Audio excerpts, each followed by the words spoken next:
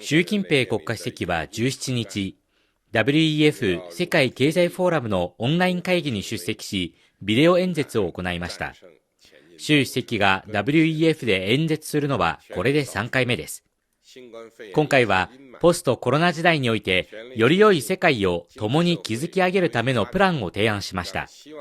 これについて世界経済フォーラムの創設者でもあるクラウス・シュワブ会長にお話を伺いました。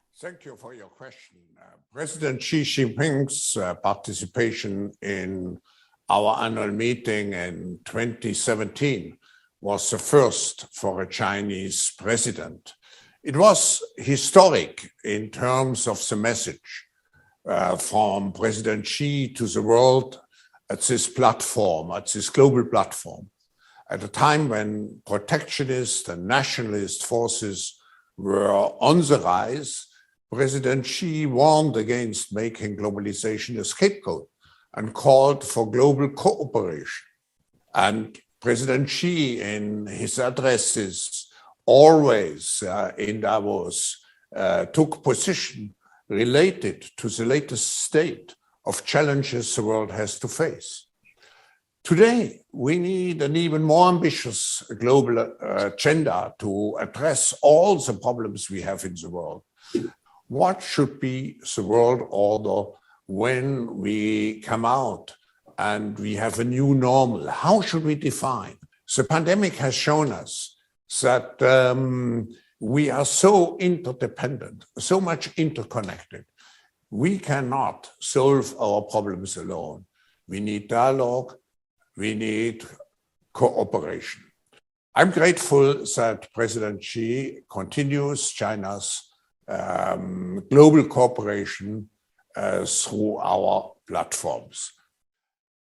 The idea of a shared future for humanity, which President Xi has so well outlined, was also written into the United Nations Security Resolutions in 2017 after his speech, highlighting its relevance around the world and China's more recent focus on shared prosperity deserves actually to be adopted internationally as well. Given the devastating implication of the pandemic in the past 2 years, President Xi's ideation of shared future, I come back, is indeed a timely reminder that the world must stand united by carrying in the fight against our common enemy.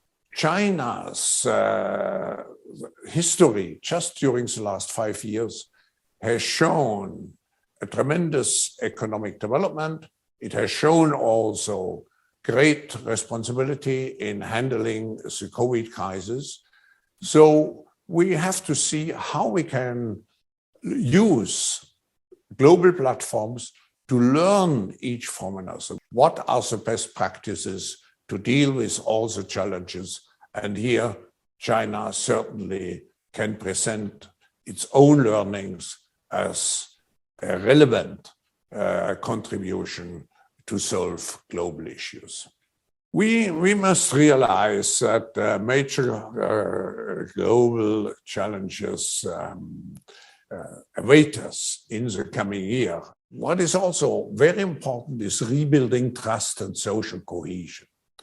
To address them, leaders will have to adopt new models and much more long-term thinking. We all have to act systemically. No simple answers to very complex questions.